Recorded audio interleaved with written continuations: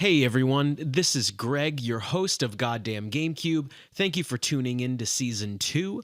All episodes in this season were conducted virtually over the internet because of the coronavirus pandemic, so please excuse any audio glitches or oddities you may hear during these episodes. Thank you and enjoy. Hello everyone, welcome back to another fantastic episode of Goddamn Gamecube. We are now focusing on the climactic final entry in the original trilogy, Halo 3. Eek. Best game ever made. So, I mean, you say that, but when it came out, like, that's what everyone thought it was going to be. Like, That's when everyone thought it was. dude, I think Beppy should probably start with his tale of betrayal. But, like, Yeah. I remember, like, as a kid, I was in, I don't remember, was I a freshman in high school? Something like that. My only, like, memory of Halo 3, it was the first midnight opening I ever went to when I was a kid, like at a GameStop. And it was still the only midnight opening where someone got too intoxicated and they kicked him out. And that's the only, that's the only time I've ever seen that. I went on, at length last episode about Halo 2 and my hype levels after playing that. I shit you not, I played Halo 2, I think, late 2005. And then that trailer came out and it looks gorgeous. And it's like the big like pit opening in the earth and the big laser coming out into the sky. It was like, it was unbelievable. The hype, the music was incredible. And then it came out, and I beat it in like a night or two. It's a very short game. And I was like, I was thinking about it every day, literally every day until it came out. And then I was just, I don't know, my imagination was just running wild. It's not even that it's that bad, I don't think. It's just that it disappointed me personally. A lot of people love it. And it's somehow it's not my least favorite game in the series. So. I was just going to say, like, I'd love to hear the thoughts of Nick and Derek, but I'll interject quickly. I remember when this game came out, as you guys know, like, I played through all the Halos recently. Like, it was not really a game of my childhood except for the first one. So I remember when this came out, my friend and I, we were, the buddies that played every co-op game together. Like, we always run through the new game. I remember, like, I played a couple of missions of Halo 3 with him, and I said, this is boring as fuck. Like, I don't like this game at all, and we just never played it again. And then, like, sort of, when I flash forward 13 years later to doing this podcast, I'm like, I was right. Like, even as a kid, like, I thought it was bad, and I didn't like it at all. I don't know. I mean, you experts can weigh in. I don't know. I think it just starts bad, it feels bad, and it's boring as shit. I was surprised to learn that we are of the unpopular opinion here that Halo 3 is the worst one in the original trilogy. I mean, I know. I was surprised to learn that it's pretty loved universally by most Halo fans. I mean, I finished that game feeling just like immense disappointment. I would never have known that, most players came out of it with the opposite experience. But, whatever floats your boat, I guess. But I mean, most of our grievances with the game have to do with the campaign. Like the story, I think, is the single most disappointing thing about Halo 3. All I could think about for in the 3-year interim between Halo 2 and 3 was how are they going to end this? Like, I can't wait to see how they tie up all these loose ends. Like, what's Chief and Arbiter's relationship going to be throughout the course of the game? Forerunners are going to be human. Yes, yep, and they were, but it's a throwaway line.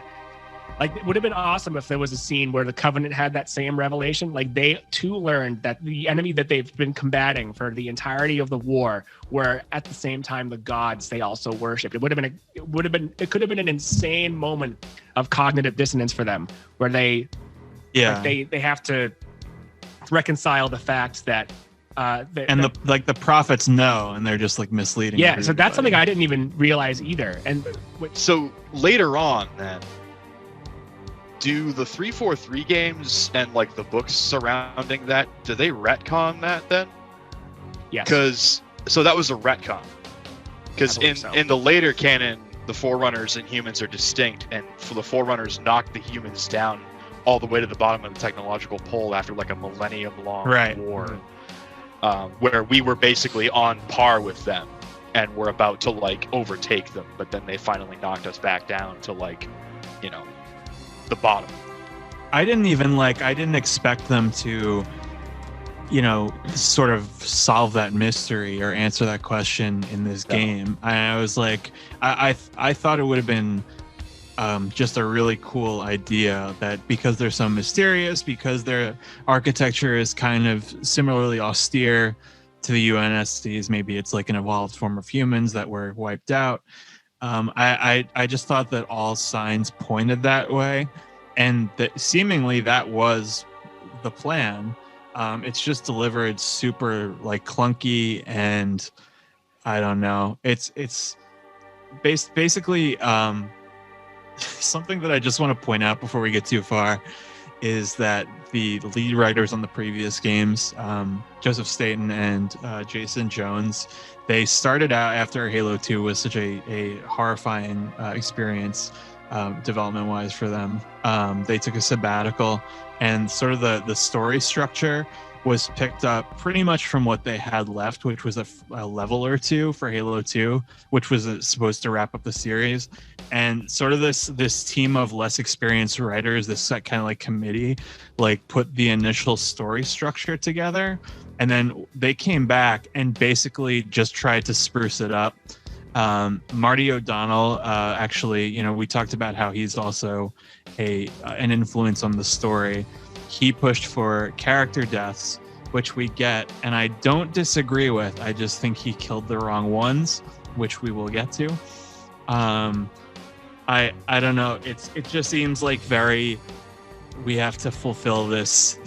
All right, it's time for Halo 3. We left the story dangling. We just got to get it over with. I think in general, like the more that I thought about it, I don't necessarily fault them for this. They kind of learn from their experience by not, kind of biting off more than they could chew. So they plan for this game to be a lot smaller scale. There's not that many cut levels. I think there's like a forest and a couple, new areas on the Ark or something. They were pretty much, the development of this game was super duper smooth, very transparent, clearly like, even like the Vidocs and everything where they shared, that was a new thing where they gave fans like little teases of what they were working on, little glimpses here and there. And it led to some more freedom to create the actual, I think, bona fide successes of this game, which are the Forge and Theater modes, which were huge, not only for the series, but I think for first-person shooters as a whole. Yeah, Forge is what I remember the most about this game. It's funny, we were talking about like kind of our first impressions here, or like our first experiences. I actually don't remember much of Halo 3 when I initially played it. That's for the best. Well, what I remember was, it was the first one to have the co-op campaign be playable online, because by this point the 360 had come out, and Xbox Live was huge, and Halo 3 was like this tentpole thing for it. And so playing the co-op campaign online with 4 people, where it's Chief, Arbiter, and then the 2 other elites, was like so much fun, because when you play with 4 people, you usually don't actually play the levels. You just act like total morons and break the physics on the vehicles and just do stupid crap, and was always just get through Cortana as quick as possible. Which finding the pro strats as a much better player for that level, which is that the plasma rifle melts the flood in this game apparently. And so just keep picking up plasma rifles and just running through that level. It's also cool in the co-op campaigns, they integrated the skulls into the menu for the first time, so that added a lot more variety to the experience. Yeah, the menu system was really a very different, because that became the unified UI for like the Master Chief Collection. What was the UI that they introduced for 3? That just kind of became how the games looked from then on. Which I think is good. I think it's a pretty nice, simplistic UI for unifying all of the game modes and doing all the settings. Isn't it incredible that it's just a menu, it's just an interface, and so many times they just play around with it and they make it worse. It's like, no, it's well, good. Microsoft is known for doing that. They made the Xbox steadily worse, after they went away from the blades and everything. Dude, I like the blades. In terms of, I'm uncomfortable with it, but I get where they're coming from in terms of maybe the campaign didn't get as much resources as everything else, because they knew how important Halo 2's multiplayer was to the success of that game. So I don't blame them from a finance perspective for maybe not. This kind of sets the standard for the lengths of the campaigns moving forward. And so I don't want to sound like an asshole here, but I kind of am. Go ahead. I don't fault this game in terms of, I think the engine is very clearly super strong. I don't particularly like the way the player character feels or the weapons feel. I get the sense that this was the first one, I think, where I was completely confident that, how we talked about how derpy the Warthog is in the first game and how when it touches something, you die. That's just not the case in this. Everything feels fair. Everything feels somewhat realistic in terms of, the physics engine. I think it's a really well put together game that just falls short in the most important aspect. You mentioned the weapons. This is the first one where I really started to think that they felt like toys. And I just really don't the assault rifle. They brought back the assault rifle, but here's the thing.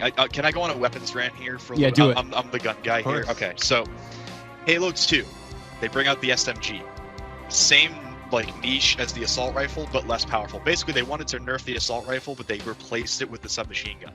Same ammo capacity. It's a close range bullet hose. That's what it's for. And so they just replaced the role and took the gun out. And I was like, that's weird because a standing military should have an assault rifle, but whatever, I don't care. They had the battle rifle, who cares? Yeah. Anyway, so they bring back the assault rifle by popular demand in 3, but the SMG is still there. So they're like, okay, we need to change this. So now it's got a 32 round magazine instead of a 60. And it's a little more accurate according to the crosshair, but I don't think it actually is. I think it's still got a dumb spread. And it sounds like an airsoft gun, and it's not powerful at all. Remember how you could just go into a room and mow down 6 grunts in 3 seconds with it in the first one? In this, it's you got to dump half a magazine into a grunt unless you hit him in the head, but it's not a headshot weapon, so I don't think it deals extra damage on a headshot. So you just kind of sit there, or at least not significant extra damage on a headshot. So you just run in and you're just hitting this grunt, and he's twitching and screaming, and it's it just, they don't feel gratifying. Dude, it feels bad. There is no weight to it at all. I remember Beppy, I was gonna say, I don't remember. I feel like I'm in a fog. Did you and I replay 3 together recently, or did I do it myself? I don't remember. I hated it so much. I think we played together. Yeah. And you were just and I remember you were suffering. Yeah, I remember it was so boring, and the guns felt so bad. You and I just started talking literally about the dentist. It was unbelievable. I just want to tag on to that. The assault rifle is the primary weapon in this game. That's what you spawn with in multiplayer. You get it at the beginning of, I believe, most campaign missions as well. It feels like garbage. It sounds like garbage. They actually, in the beta, that was a huge deal when that came included with the fucking Crackdown disc. Everyone bought Crackdown to play the Halo 3 beta. That they had a feature that a lot of stuff had a little bit more punch to it. The assault rifle in particular had some moving pieces on the model of the weapon that moved back and forth. And I think there's actually a mod for the MCC that replaces the assault rifle with the beta sounds and animations. It doesn't change the behavior of it at all, I don't think, but it does add the beta sounds and animation. Pretty much to sum it all up, I rarely found that a full clip was enough to dispatch either an enemy in multiplayer or a brute in which is the primary enemy in the campaign. I found myself out of ammo. Not to say that it has to, it just feels weird. The SMG was often enough in the previous game. And I know that the reason that they did that, they because the SMG was a dual wieldable weapon, and they wanted more emphasis on meleeing and grenading to kind of round out the experience. I get where they're coming from. It just makes dual wielding in particular feel kind of superfluous. In this game, it's the weapons are rarely. I rarely choose them over a a I feel like two-handed Halo weapon. 2 did a much better job of making the game design aspect fit with the weapons like in-universe purpose and design as well. Yeah. Like the SMG and the pistol and all, or the Magnum and all that, like they all made sense, but they also had like their game design niche so that you could look at it from a designer perspective or a nerd, gun perspective of like, no, that makes sense that these all do these things. And then in 3, it's just like, well, now you've got 2 full auto bullet hoses, one of which is dual wieldable and kind of useful. The other one, you just give me every time and I don't want it. Yeah, I mean, I guess that's a it works well enough in terms of in the arena shooter you want to be trading up, but it's just so unpleasant to me, especially considering the original was such a dynamo. Should we talk about the absence of the brute plasma rifle? Yes. Or the fact that you can't dual wield needlers anymore? Yes. For some both goddamn of those things reason. are travesties. Yeah. Yes. I mean, I know the needler had to be nerfed, but it's just so weird that you have this little tiny weapon that can't be dual wielded for like no reason. I feel like just nerfing it on its own would have compensated for how overpowered it was in Halo 2, because that was the reason you couldn't dual wield it anymore. But just maybe nerf it in a way where it takes fewer needles to super combine or something. Sure. Because the brute plasma rifle thing is just kind of, I think, a great symptom of a larger problem in this game, where it's the attention to detail is just not there, where it definitely was in the previous game. Basically, I don't know. It's just, if you were the brutes are the main enemy, they have a series of weapons that have been established in the previous game, and like. They should all be using the red rifle, and they fixed this in ODST, which is awesome. But it's just like it seems very just kind of whatever, like let's just get it done. Well, so I think the brutes are a much worse enemy to fight. I don't think they're as fun in a vacuum, not in a vacuum, by themselves, I should say. Halo 2 had a really, really, really great contrast with them when they're introduced in higher numbers later on, because the elites are these like sleek, agile, maneuverable, like smart, clever enemies that you know and love from Combat Evolved. And then you get introduced to these big monkey guys, and it's like, what the hell? They're not wearing any armor. They don't have shields. What are they doing? Super aggressive. And they just charge at you. They have grenade launchers and these weird red rifles, and you're like, who are these guys? And they hit way harder. Yeah. And they're more aggressive, just straight on. And like, it's like, okay, this is cool. So we have the elites and we have the brutes, and then obviously through story necessity, they have to then make the elites no longer enemies, which is fine. I don't care. That's what they wanted to do. But then it feels like they just kind of tried to like meld the elites and the brutes and like give most of the brutes shields and like weird angular armor. And I'm like, this isn't what the brutes are to me.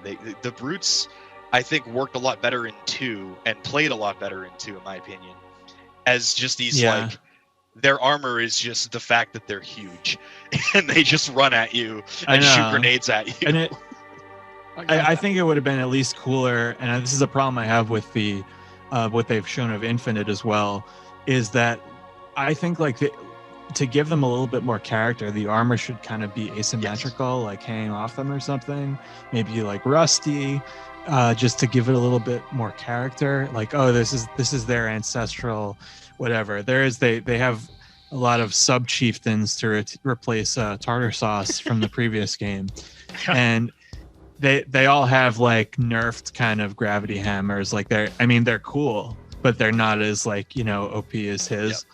And they're cool. It's just I thought he was such an interesting kind of unique thing. Like he's the chieftain of the brutes, and now there's like a bunch of kind of brute chieftains, and they're just kind of corny. I don't know. I don't like the brutes. Was in it this you guys game. I was talking to? It must have been you guys, because the other ones that I talked to Halo about. We had like the Twitter thread of all the brutes look the fucking same. Like they don't have distinct colors or like visuals from far away to instantaneously tell what they are. So you're like, who's the priority target here?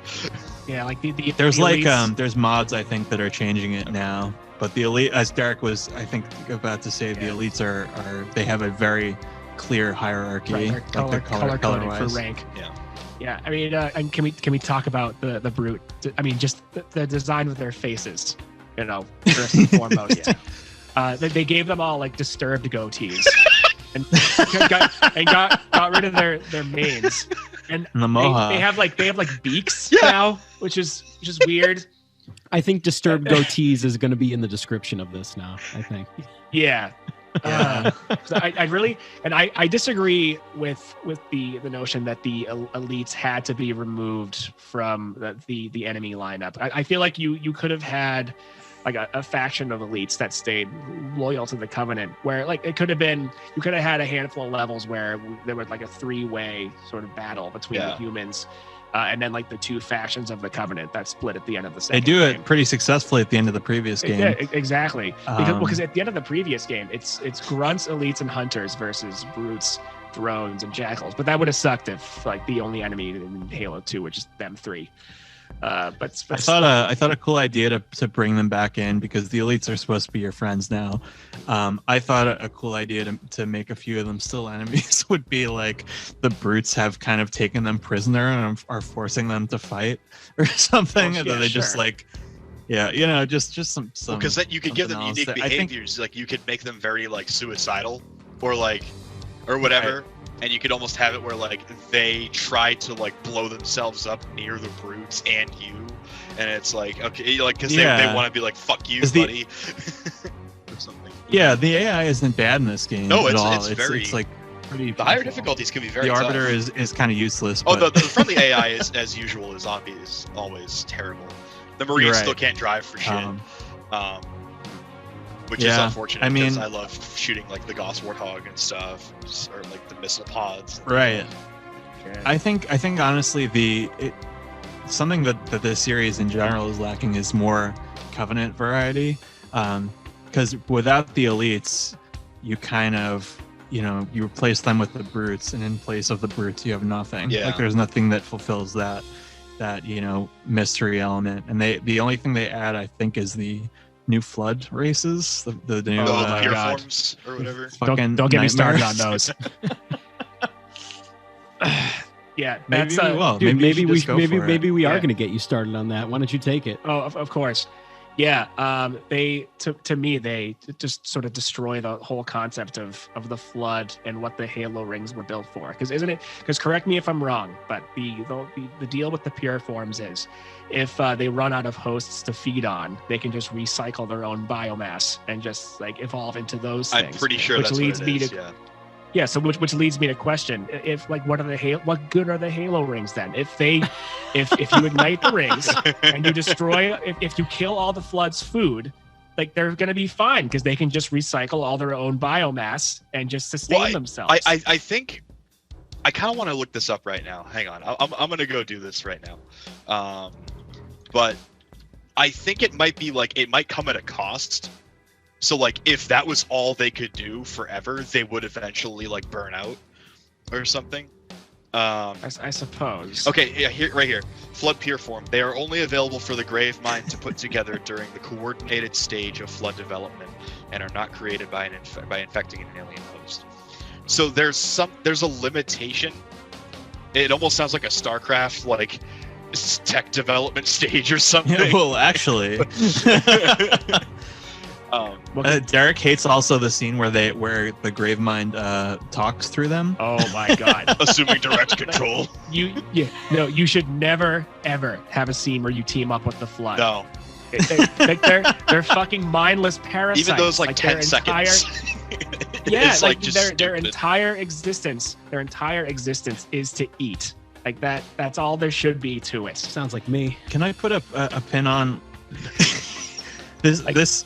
The point of what we're talking about here is there's certain things where I don't really care about the intricacies of the plot, whatever. But up until this point, besides Johnson's like fake death, that the series is pretty much like point A to point B. Like it's all like it makes a lot of sense. There's action and consequence, etc. It's all like leading up to things. And the way this game starts is like you think that you're gonna start. I believe the original plan for the end of Halo 2 was you were going to be on that ship chasing the Prophet of Truth. And they cut to the beginning of this game is like the night sky, and it shows like a meteor, and it's like, oh, Master Chief was on that ship, but he took a door off of it and he rode it down into the earth like Slim Pickens. And that was apparently like explained in some comic. Dude, I was literally about to say, like the funniest part of the game for me is the first 30 seconds. It's like, as far as I remember, I was like, at the end of Halo 2, you're on a ship. And then in Halo 3, you just start like dead on the ground. Like, what happened? I don't understand. Yeah. So also, inexplicably, the end of Halo 2 is that Master Chief is heading towards Earth, and everyone else is still on the Halo ring. And that's how I interpreted that scene, is that he's there and they're not. And when you start that game, everyone is already there. They've beaten you there somehow.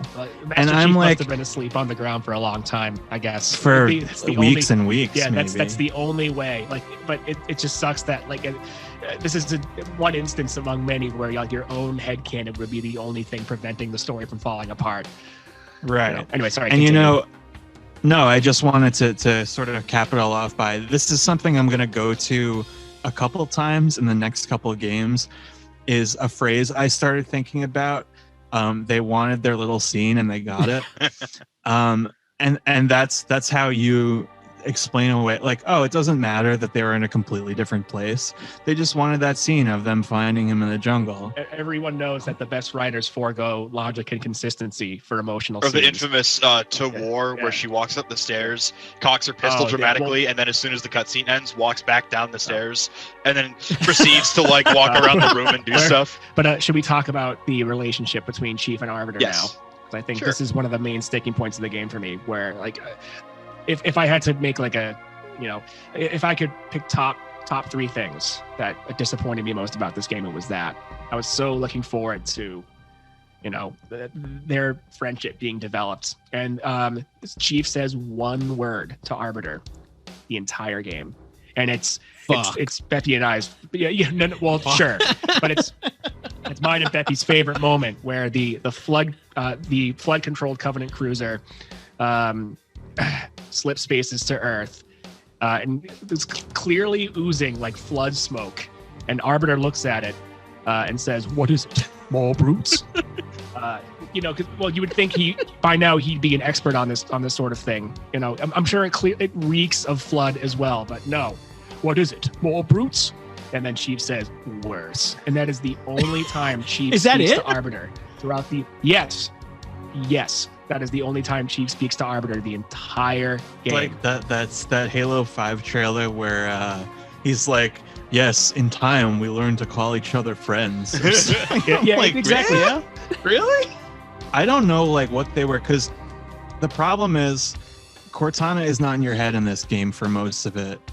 Instead, she interrupts gameplay several times. And it's not even her. It's the Gravemind. It's pretending to be her. And it all leads to nothing, dude. It's Gravemind. I didn't know that. Well, it's Gravemind controlling her, isn't it? It's like basically like pantomiming or like ventriloquisting, using her voice and like transmitting. Well, sure. But the main. All right, I like that a little better than I. Dude, but like these talking and walking scenes are very infamous for that period of games, though, and they're all bad. Gears of War. Thank you. Well, what came out a year beforehand? Gears of War. Gears. Well, the biggest problem with all that is that it just leads to nothing. Like the amount of times that the flow of gameplay is interrupted for them to feed you these weird cryptic lines that are never like from the books.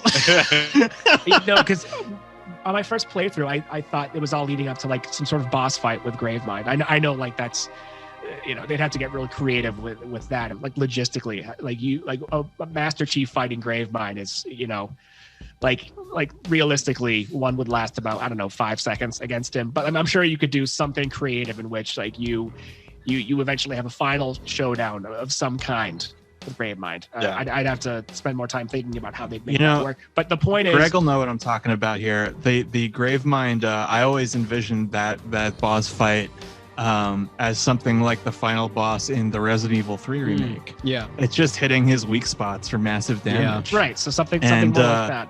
I feel like something like his that, size would need to be a vehicle. Like you would need to be in like a Banshee or like That a would've been Pelican cool. or something. Exactly. Right.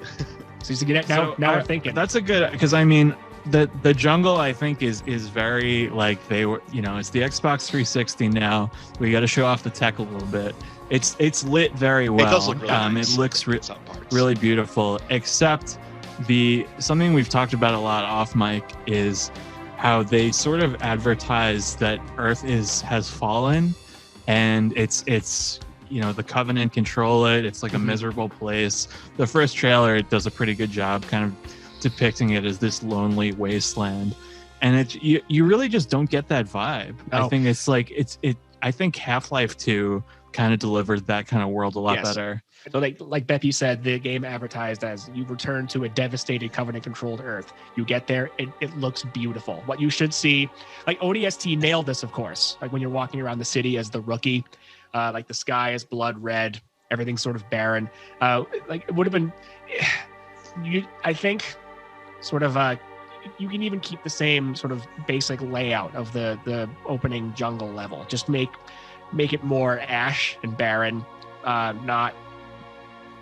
Some cloudy skies. Right. So I have like shit burning someplace. Just make it look dystopian.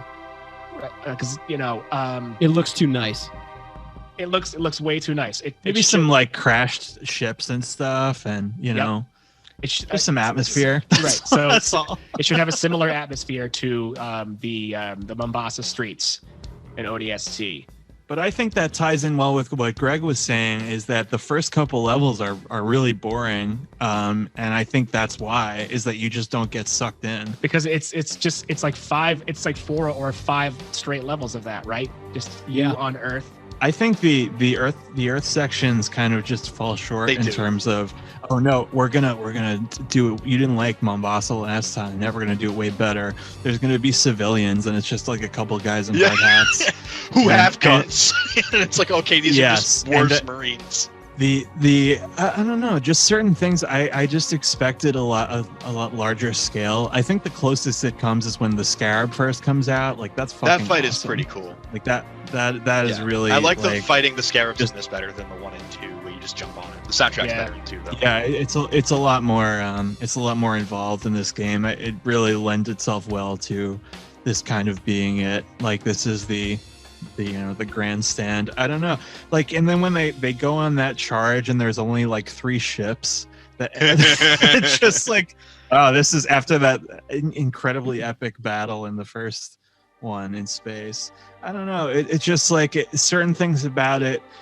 It felt so short, so truncated, and like the reintroduction of the flood is so just out of nowhere. It happens a little too fast too. I feel like the ship crashes, and then it's just like, look at all these floods, and it's like, okay.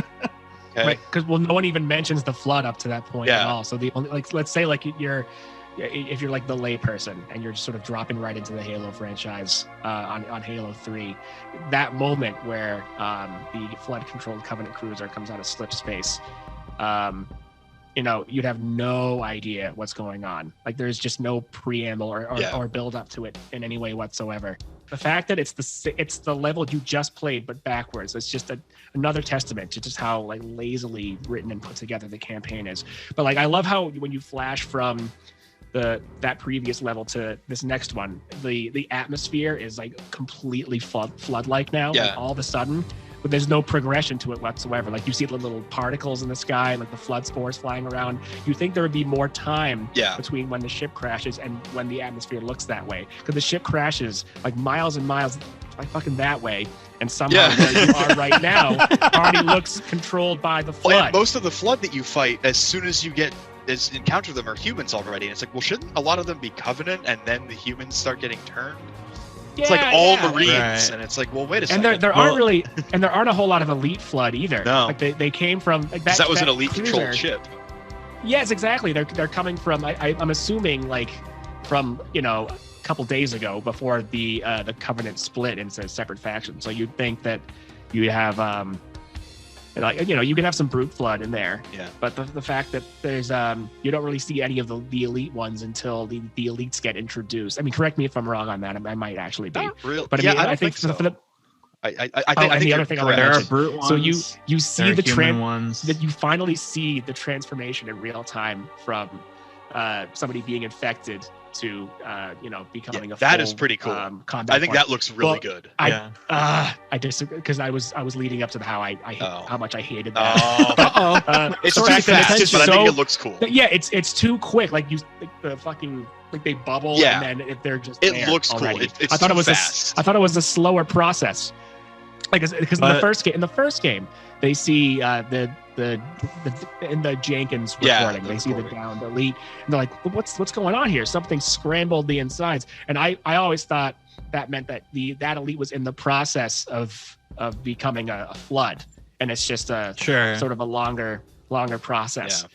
I think for gameplay it's a neat feature because your allies can like become flood immediately, but I do agree it's too quick. It's like everything about the flood in this, it's too fast. But I think it is a fun addition, and I think the animation's cool. I have a couple of things to say about the this part of the game here. We're at like the halfway point of the game. It's just like it feels like nothing has happened. It's just that they all left. The for some reason a single ship with flood spores left the battle. And the Spec Ops commander takes all his ships to follow. He's my favorite character, by the way. He's amazing, but that strategy makes absolutely no sense to me. Because they just let High Charity leave. The first flood level was cut significantly. A lot of it wound up in the High Charity level later on, and that was going to be a lot closer to the High Charity from the previous game. So a lot of like familiar locations would have shown up again. Instead, there's like one or two in this, like just in the background of this game. It's very truncated. I don't think they really spent as much time as I was expecting on any of this. I mean, it's very rushed. I like the parts on the Ark a lot when you first get there. I think the Ark is the best part of the game. Like those two, like those one or two like sandbox levels where you're fighting with like the humans and then the elites, and then like they got all the vehicles in the open areas and stuff. And I actually really like those levels because you get access to a lot of the power weapons and like the cool stuff and like the tank and. Like they play around with the sandbox. Which is when Halo is at its more. best, when the vehicles are being integrated, when the power weapons are in play, when you've got factions fighting, it's not just you. I think that's when Halo is at its best. And the scenery is cool too, like the Forerunner architecture. That's all really cool. Yeah, and it's a cool shape the whole thing is in. Yeah.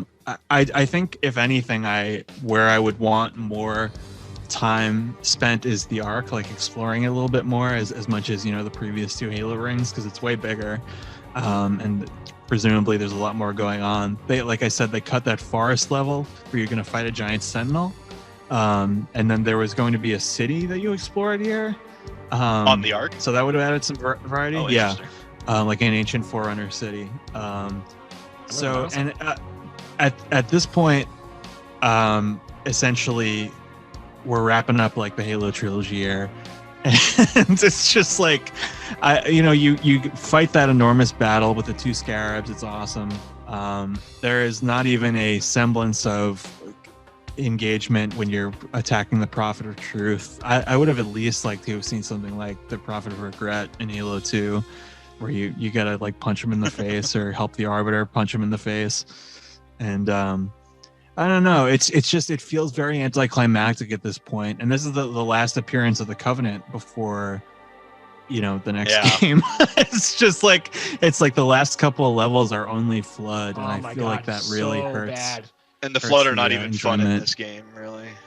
Dude, it's a fucking slog. No. The penultimate chapter is, I think, like objectively the worst level in the original Halo trilogy. Probably. It's one of the worst. Do you want to know ones. why the Flood aren't bad. fun to fight in this game, guys? Tell us. Because the shotgun is garbage. Yeah, it's broken. True. I actually Very I true. think it's just marginally better. than the one in Halo 2, but I agree. No way. Oh, really? Absolutely not. Okay. All right. No. I mean, I think all the guns feel bad, and it's just when the shotgun feels bad, it all feels bad, doesn't it? Yes. I feel like I constantly found myself just picking up weapons and throwing things out because I just thought everything was bad. I'm like, can I get something fun to use? I just can't stand it. Yeah, the Spartan laser is kind of fun. Well, power weapons I don't really count because I mean, like, they're power weapons, so it's like obviously they're good. Sure. But no, the Spartan laser's awesome. I love the Spartan. Yeah, I forgot to mention the new power ups in this game. That's the kind of the beginning of them chasing this last angle to the combat that just keeps changing. Because what do we do with the X button? And it's so in this game it's the equipment which you pick up. It's single use. Some of them are super useful. A lot of them aren't. It's I don't know. I just felt like they were introduced very clunky. Just kind of they're here. They're using them on you. You can pick them up. They don't explain what anything is for. Even like just like a little like the arbiter, like that's a bubble shield. Oh my god! You know what I mean?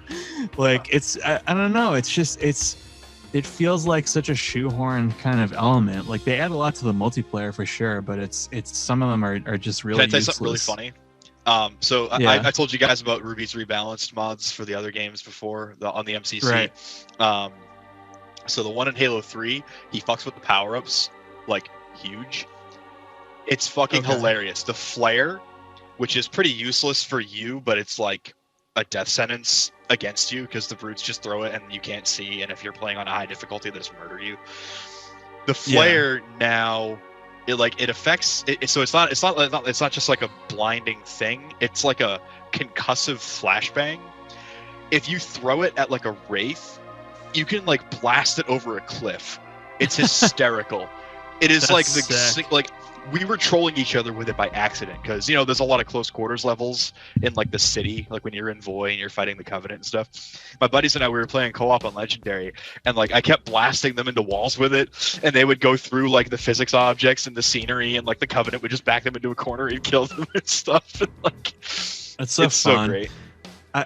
I do, I mean, I like the Hornet is pretty cool. It's not like my favorite vehicle, but it's a nice that the humans finally have a flying vehicle. It's fun to ride on the sides.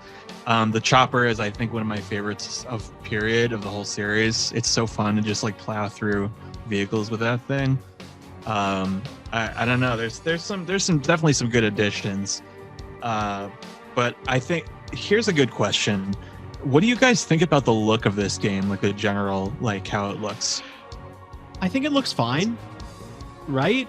Right. It was good for the time. I know when I played it, that game was like the most hyped game of the year, and I thought it looked fine. I just have nothing positive to say about how it actually plays. I think it looks totally fine. Sure. I want to go back to the Ark. I think like those levels, especially like when you're flying in over the desert in the Pelican, and like the ODSTs are bantering with Sergeant Johnson, and you're just looking out the back with the sniper rifle. That's like one of my favorite openings to a Halo level. I just love flying over that awesome. Big, just like rolling desert, and you're just like, oh, here we go. I got my buddies. I got Sergeant Johnson. We're gonna go kill some Covenant, save the galaxy. Let's do it. Like it's actually pretty cool. Yeah. I think after that point, like it starts to get really weird. Like some of the later, after you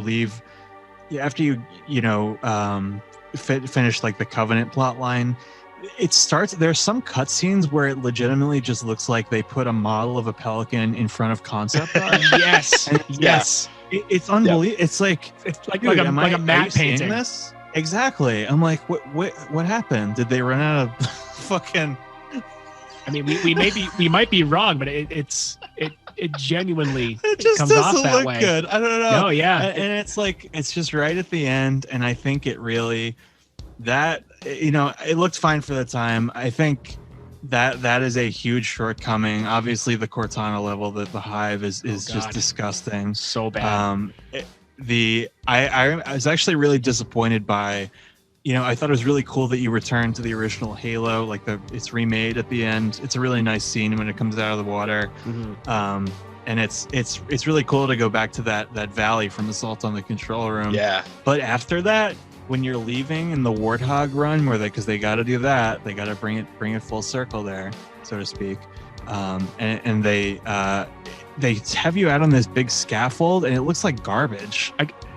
I always question the practicality of like what it is you're driving on, like those squares, like what I just don't understand what that whole area is for. My impression was that it was like the base of whatever terrain they were going to put there.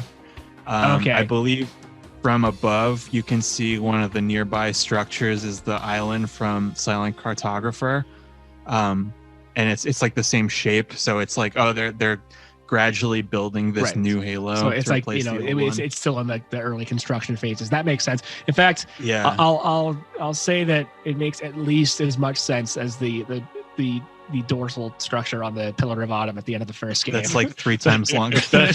Yeah, the racetrack, which I cannot for the life of me understand why that's there. But you know, I mean, it's like this one I don't think is much better than the first one, if at all. I think there's a lot of annoying enemy placement. There's a lot of annoying, like, just kind of things that you're unable to predict. Yeah. And I remember it feeling really forced too. Like they didn't need to rehash that same ending. Like they could have had I feel like they could have gotten away with. It's like a second Death Star. You know what I mean? It's one of those, like, we gotta bring it back to where it started. I just think it was paced so poorly. Like when it started happening, I'm like, "Oh, we're doing this again, huh?" And I just felt I felt nothing. Serious? I felt nothing. No, I don't. I was just kind of on autopilot at the end of that game. And I think lastly, my last couple thoughts on this game, I think in general, are earlier I mentioned that the wrong characters died. I stand by that statement. Like, I will die on that hill, because I think Sergeant Johnson is, up until this game, he was the funniest part of the series. He was some much needed comic relief. That voice actor is incredible. He's irreplaceable. David Scully, and right? I think his name. Yeah. I really hope they find a way to make him an AI or something, or his son, or just have him I mentioned it to Derek once. I was like, just have him walk back on screen again, exactly, and just say, sorry, it's classified.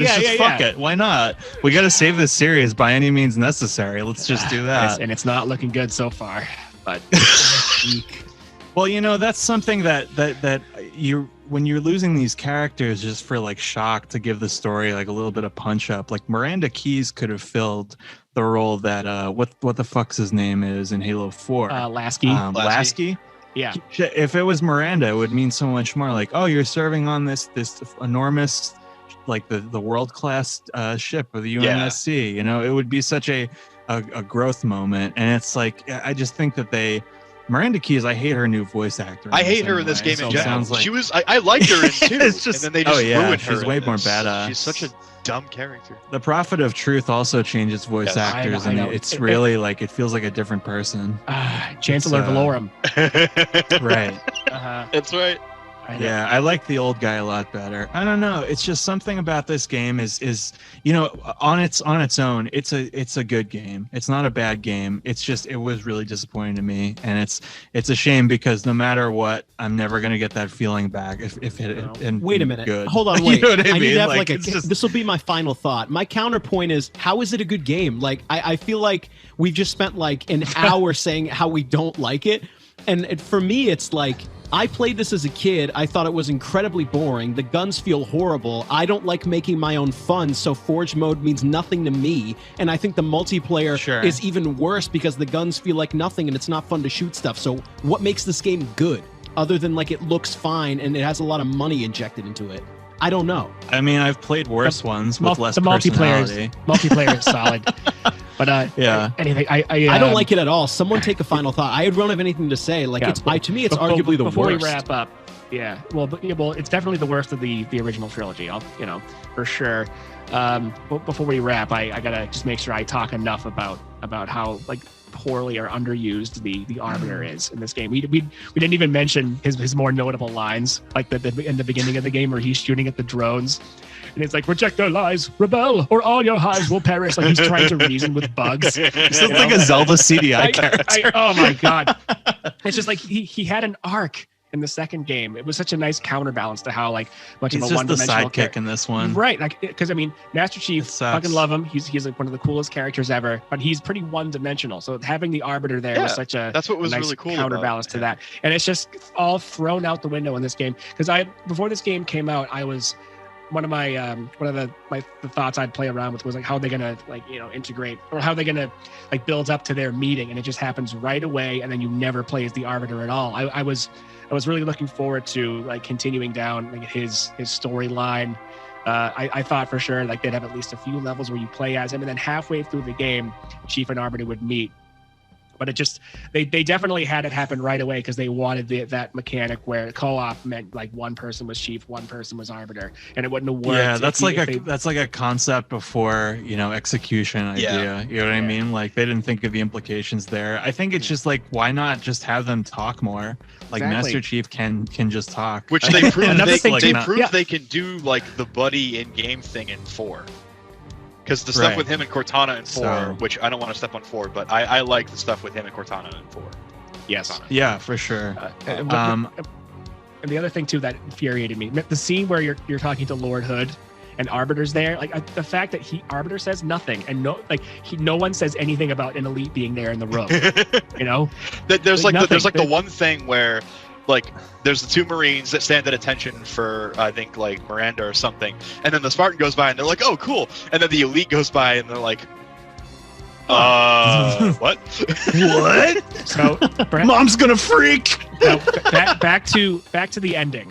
So this is another testament to how like just phoned in the campaign. The shitty final boss. So, there's that. Oh, the monitor. Yes, we'll get to that. But I'm talking about the end of the end of the Warthog run, where the Chief doesn't make it, but Arbiter does somehow. There's like no connecting tissue between that and the funeral scene on Earth. Like they show like half the ship somehow like drifting down to Earth. Arbiter makes it in like a flashback. Exactly. And then I'm like, wait, so what happened to Chief? And then later you just have to sort of like connect the pieces together when you see his half of the ship floating out in dark space. And it would have been nice if they actually showed the ship getting cut in half by the slip space rupture. Like that would have made more sense. That would have left me far less confused at the funeral scene. They're out of money by that point, I think. And the mural. We didn't talk about the mural. How there are 3 copies of the same picture. Yeah, copy paste. So it's not just that one. There's a couple that they just copy pasted. There are like 4 different examples of one picture being used more than once. This is the end of your trilogy. That's like what I do when I make Arma missions and it's 2 a.m. and I'm like, dude, I need to finish this. We have the event tomorrow. Screw it. Put some guys in here. Oh my God. I don't know. I remember they described it was like, oh yeah, the fighting the monitor is going to be really satisfying for people. I'm like, it's literally pointless. You shoot him 3 times with a Spartan laser and he explodes. Did he even need a boss fight? No. There's another thing too. It's like why didn't he like husk out in that way at the end of the first game? Because he learns you're about to destroy his ring, and he just sort of calmly sends his sentinels against you. But in this one, he flips the fuck out and then starts shooting a giant red laser out of his eye. Which if he had that ability, it just leads me to wonder why he didn't do it in the first place. Also, how does he survive the destruction of a Halo ring, but then dies when you shoot him 3 times with a Spartan laser? Beppy, do you still think this is a good game? But are you sure? Well, this is just one small part of it. I mean, it's really stupid. There's like he does like Gollum references. I don't know if you remember. He calls it like. I'm like, wow, this is fucking dumb. Greg, to kind of take Beppy's side, not his side, but to kind of come at it from the same perspective. If you told me that like I had to play Halo 3 one more time before you'd let me like play something else, I wouldn't cry. I'd be like, okay, fine, I'll play. Yeah, Halo. It's fine. Right. But I have no desire to really go back to it. Unless, I understand. Unless if my friends want to play custom games, or like I go back to play the mods actually, because the mods for the campaign are kind of fun. Because the Ruby's Rebalanced actually does make it kind of fun. It makes the weapons useful. They still don't feel good, but they like kill people, so it's like, all right, that's fine. But no, it is not it is pretty low. I've been thinking about how I'm gonna rank this series when we're done with this, and it's pretty low. Yeah. I mean, Definitely the one that I've played the least. Yes. Dude, if this was Halo 3's funeral, I'd feel like it'd be one of those like events where I would go to be nice and say nothing and then leave at the soonest possible point. Right. You didn't I like didn't them like very them much, anyway. but you know, you got to pay your Yeah, holy respects. crap. That's how I feel. Yeah. I mean, I just want to wrap up my thoughts that I don't like it. I don't like playing it. I don't like the multiplayer more than 2. I just think the fact that it was a complete package at the time. I'm like talking like by today's standards. It feels like a Bungie game. It's got the personality. It's got the quirks. I think Forge and Theater were super innovative. It was a hugely successful game. I don't think that appeal can be denied. I just don't like it very much. Yeah. I think that's all we got to say about this one. And next week we will be doing a double feature covering Halo 3 ODST and Halo Reach. So I hope you'll join us then.